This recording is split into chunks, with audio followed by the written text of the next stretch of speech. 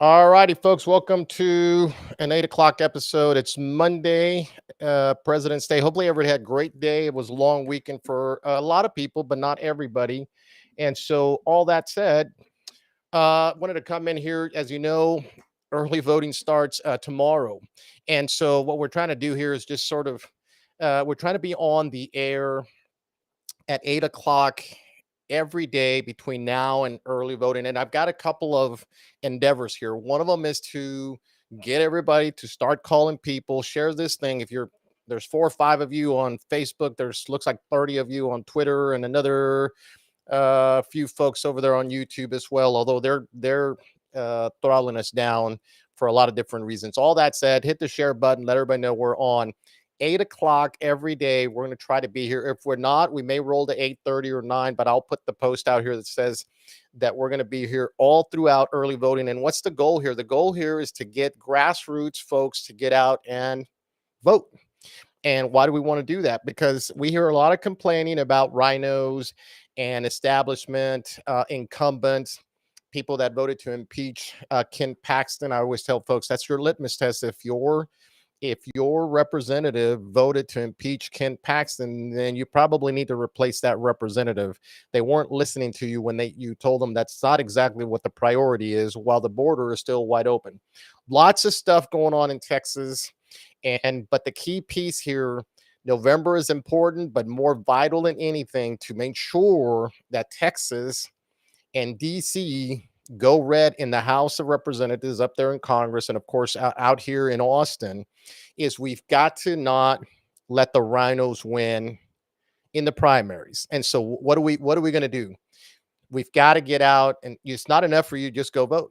Just not yourself. Go take your husband, take your girlfriend, take your wife, take anybody, aunts, uncles, grandma, get them out of the chairs and go vote. All that said, it's understood some of you do not like to vote early. I get it.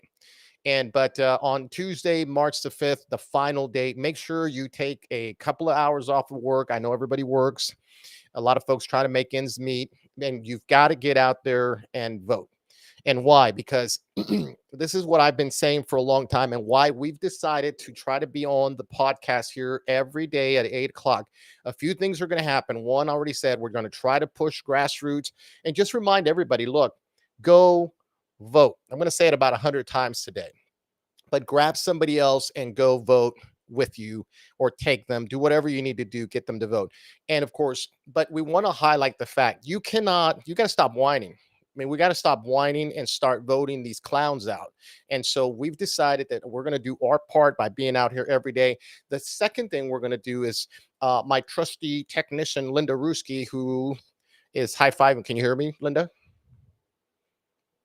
Yep. She says she can hear me. Bottom line is Linda Ruski, our technician, and a few other data gurus are going to be reaching out to different counties.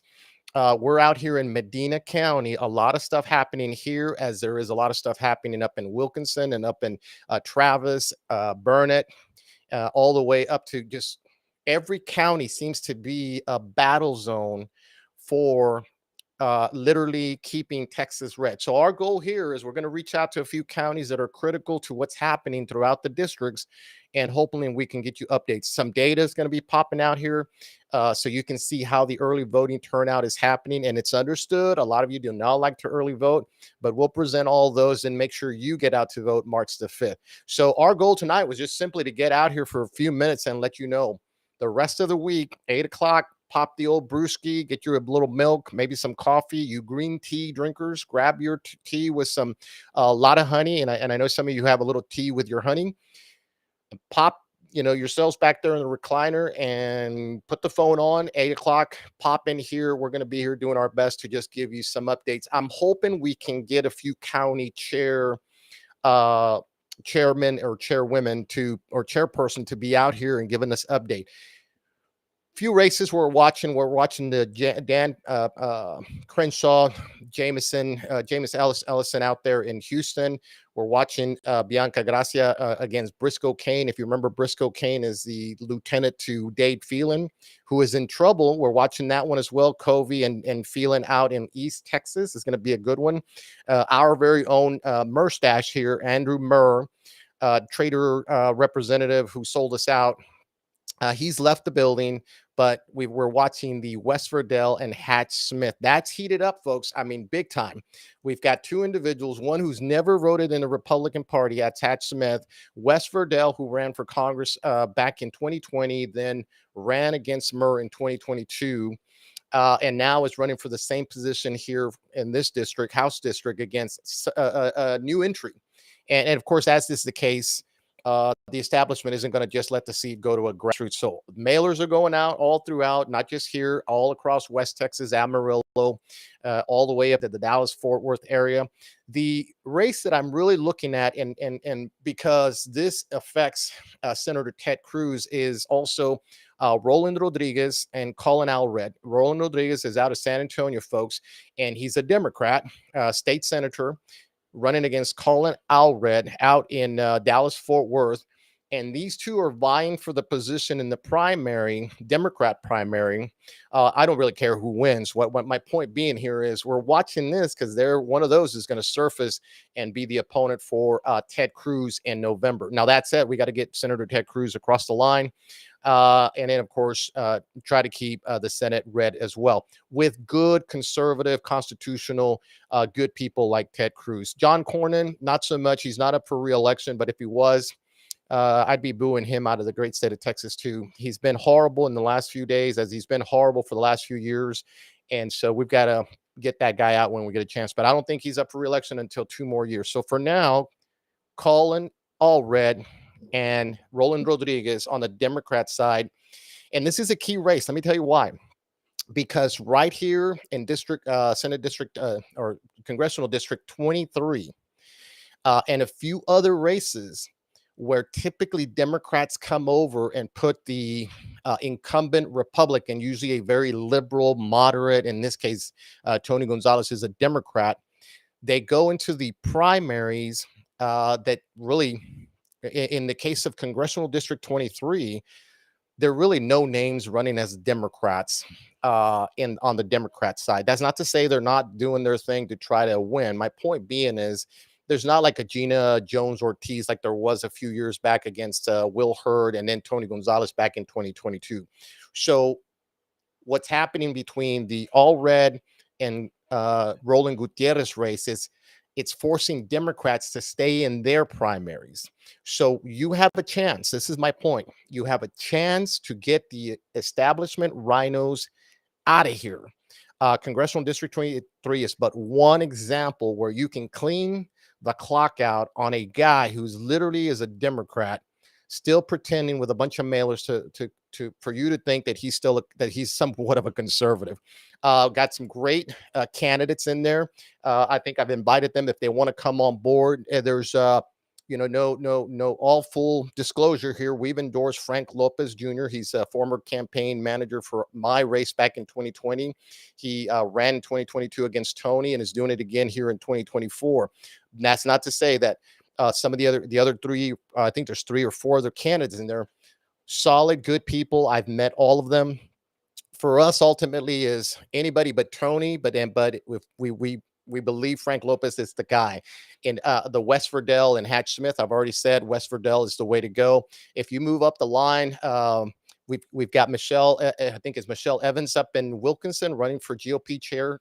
That's getting pretty heated up there as well. So lots of races. Bandera as well.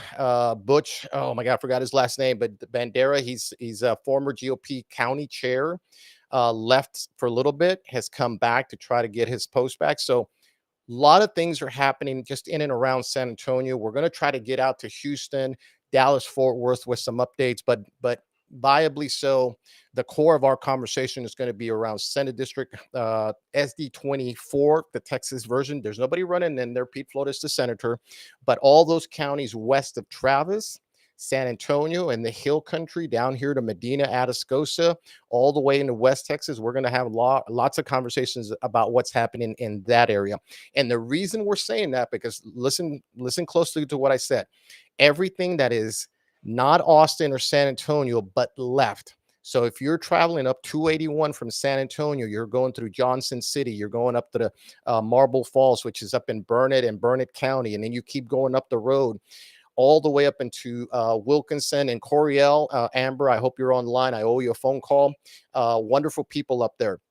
Those places are fighting the natural incursion of population that has realized, whoa, I can just travel 40 minutes or an hour and I'm in the hill country in beautiful places like Marble Falls, Johnson City, Burnett. All these are awesome, quiet little towns that have now been uh, just populated by Austin, San Marcos, down to San Antonio. And guess what? They're running into this very liberal Republican, moderate Republican thinking. And so you're starting to see the battle lines take place. That said, up at the very top, when you look at Abbott, Lieutenant Governor Dan Patrick, all these folks as well, they're pushing their own candidates now. Governor Abbott is pushing anybody who's going to do school choice. I'm not sure what Dan Patrick's doing, to be honest with you. I'm not a fan of either. I think for a lot of different reasons, the border's still wide open. We'll talk about that in a few seconds. But the goal here again is we're going to be out here informing as much as we can. We are inviting any and all the candidates. Unless you're a total rhino, then we'll probably turn you down. But you'll know that because you won't call me anyway. But if you want to just pop in here and tell us who you are, just grab your phone. I'll send you a link. You'll jump on. Doesn't matter where you're at. Just give us the 5-minute drill and encourage folks to go out and vote for you. Our platform is going to be open for anybody who wants to do that. And so all that said, we'll provide statistics as best we can. Linda Ruski is a data manager guru, and she's ready to get some numbers out. Now, we're not going to get any real data until the Wednesday show because tomorrow's the first day of voting. By the time they tabulate everything, they will put them up at the Secretary of State website. We'll pull them from there. We'll occasionally have a GOP county chair. I'm hoping William Garrison out in Pecos will join us. Maybe Tammy D. Smith's out there in McCamey, Texas. She's a GOP chair as well. Monica McBride way out there. I think that's anyway, it's Alpine, Texas. I forget the actual county out there. Fort Stockton is Pecos County. Pecos County is Reeves County. So, or vice versa. All that said, we want to make sure all those folks have a voice. They can come on here. If you're out in Austin, San Antonio, Houston, if you're listening, hey, you're welcome to come on here. Just chime in. We'll give you a 5-minute platform to let folks know what it is you're running for. And again, encourage folks to vote. One more time, I think we have a chance in history to clean out the establishment crowd because of the Colin Allred and Roland Gutierrez massive food fight to vie for the Senate Democrat primary, the chosen one to go against Ted Cruz in November. All Democrats are being told, stay in your lane and go vote for either Roland or Colin. And the Democrat Party is split between those two right now. There's a couple of other candidates, but really those are the big ones. It's going to be a Dallas-Fort Worth candidate, Colin Allred, or San Antonio, South Texas Democrat candidate, Roland Rodriguez, who is the Texas senator here in Austin. So again, this is why we've decided we're going to pop in here and make sure everybody understands. We want to inform. We want to get people a chance to tell us who they are. And then, of course, more than anything, get everybody out to vote. And in between, we'll talk some issues like Biden, Abbott, and Dan Patrick. And then some of the establishment crowd really endorsing some even rhino folks. And then there's just some names that kind of surprised me are endorsing folks like in the case here in the central counties west of Austin and San Antonio, all the way down to Junction. Senator Pete Flores has been fundraising for the censured Republican Tony Gonzalez, and so lots of stuff going on here. We're going to try to get with him soon to find out why is that happening. We know he's been censured. He won't return our calls or any of our messages. So, it's par for the course. We're not trying to, jump on his stuff or anything, but we want to know why is that a state Texas Republican senator is trying to fundraise for a centered Republican. The voices have been heard, the votes have been casted, and the man has been censured and told to not be a Republican. We can't stop him from running, but here we are. Dade Phelan, same thing. We've got Dade Phelan out in East Texas, and here's former Governor Rick Perry endorsing him. He's also got the former senator, female. Oh, I forgot her name, but she was the senator of Texas for the longest time. She's endorsing him as well. So what this looks like is the Bushy crowd has come out and they're still trying to hold the power. The good news is I think whether they like it or not, we're going to take some power. I don't not proclaiming that we're going to win all the races, but that's what the part we're going to play here is going to just get everybody to go out and get everybody to go and vote. So if you're in Maverick County, you're in Valverde, you're out there in Gonzales, and all the way out to Marble Falls, north of San Antonio, give us a holler. We'll put you on here for 3 or 4 minutes. Just tell us where you're at. Be happy to push your name and or push yourself. We're not going to endorse a lot or mostly anybody. We've done that with the Congressional District 23 candidates, but other than that, we're going to stay on the sidelines. So other than that, I want to just thank you all for a quick jumping in and listening to us. Push the share button and just say at the very top, every day at 8 o'clock, Raul's going to be doing updates talking about what's happening in the counties. We're going to pop in tomorrow at 8 o'clock for a few minutes and then sign off, because we're going to go research everything that's happening, because tomorrow will be the first day and we'll have all those statistics for you on Wednesday. There's 254 counties, so don't we're not going to put every county. We're just going to take some critical races and where we need to encourage you to go out and vote. Again, I understand a lot of you don't want to early vote. Not a biggie, but at least you're tracking the numbers. And then we'll do some comparison as well between Democrat votes and Republican, because typically we want to know, is the Republican Party base, are they energized relative to the Democrats? We've had a horrible 3+ years with Joe Biden. So it's hard for me to understand anybody who still vote Democrat, but they do it all the time. And so that said, is the Republican base willing to come out and vote? And the answer in the primary should be a 1,000% yes, because more than likely one of your like-minded, constitutional, conservative Christian candidates is running in a race against an establishment rhino or an incumbent. I said you got to get rid of everybody. You've got to get rid of everybody, and that's all there is to it, because we've had a horrible reign of regime of Biden, and Congress, we've literally had nobody pushing back on opposition. I take that back. I do like Matt Gaetz. I've seen Chip Roy sort of throw some things around, but until recently, and we saw this on Friday during the podcast here, Matt Gaetz actually put out a bill saying this is a bill that says the states can defend themselves. It's already in the Constitution, but he's going to amplify it with a bill. Guess what? Not a lot of rhino Republican support, because they don't want to do that. So a lot of different energies coming into play here. A lot of people are being exposed for who they are. To me, one of the key ones is, if you're a January 6th voter, you're probably on the wrong side. Some cats out there made a mistake. I get that. But a guy like Tony, Dan Crenshaw, Michael McCall, some of these guys that voted for January 6th, it was to push and ensure that Donald Trump did not come back. We'll have a few conversations about Donald Trump, but this week and next is mainly to encourage you to go get out and vote. Stop whining and start voting these clowns out. That's going to be our motto for the next 2 weeks. And with all that said, leave your comments here, share the post, share the the show. And if your GOP chair out in any of the counties wants to come on, just hit me on the messenger, private message me, and then I'll send them a link and they can jump on. We've got a few people lined up, but I'd be happy to have 5 or 10 people in 1 hour show, because we want to get as much exposure to anybody who wants it, that can encourage the grassroots, the base, the conservative, the real Republican Party of Texas to get out and vote. So, with all that said, we're not going to be here on too long. Just wanted to pop in and let you all know what the plan is for the next 2 weeks. Like all of you, I've got a small business, a day job, and so we're going to be busy.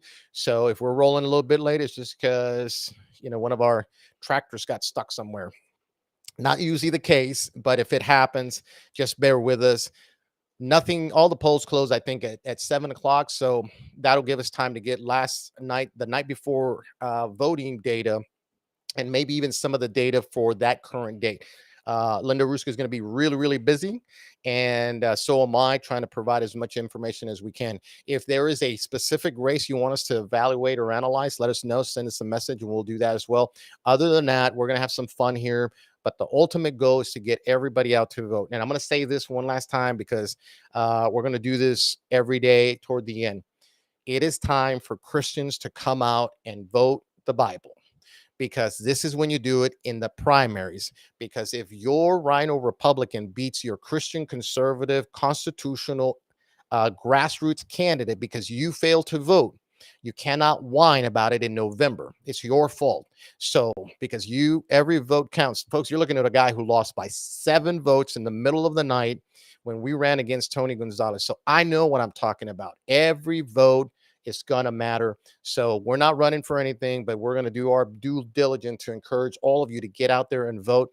And we're going to have fun doing it. We're going to rag on a few people. We're going to throw some people around, as the case with politics. We're going to uplift those that need to be uplifting, and we're going to pray for everybody, both all of our friends and our foes, enemies and enemies alike, because that's what the Bible says. So calling all Christian, constitutional, conservatives, Republicans, stop your whining and start voting these clowns out. God bless you, everybody. Have a good night. We'll see you on the backside tomorrow at 8 o'clock for another brief moment with Raul Reyes and the Raul Reyes Show. Share the post, share the show, and or send us a message if you want to see something specific. Other than that, everybody have a great night. God bless you, and we'll see you mañana.